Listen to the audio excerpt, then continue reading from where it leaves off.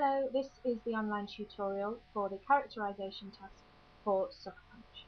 Okay, so this task is very much about you finding out as much as you can about a specific character in the play to include in your exploration notes. Now, the first thing that you're going to need to do is pick a character. It can be any character in the play, but it may be more useful because there might be more information to concentrate on one of the more central characters. You will need a pen, your logbook, and your Sucker Punch script.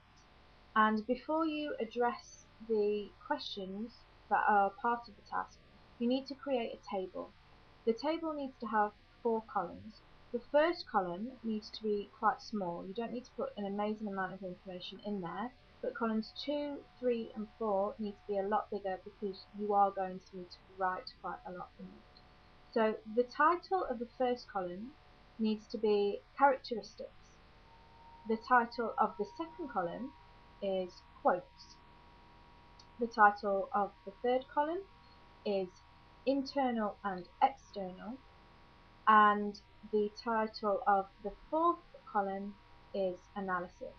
And that analysis column is probably going to be the biggest because that's where you're going to need to write the most amount of information. Okay.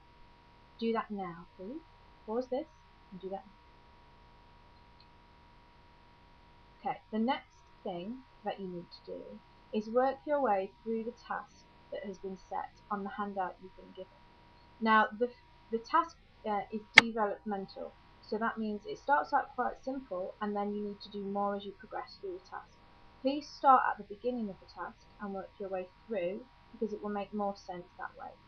The first part of the task is simply that you need to identify the characteristics that you think that character has, the character you have chosen, and you just list those in the first column of your table. The second part is that you then find quotes from the play to support what you have said about the characteristics, and you then write those in the second column. Once you have done that, you then move on to the third part and you think about the internal and external forces upon that character. So the things that come from within them that make them behave in a certain way, and the things that come from outside of them, so things in society, other people's behaviour that make them act in a certain way. And you need to then write those in column 3.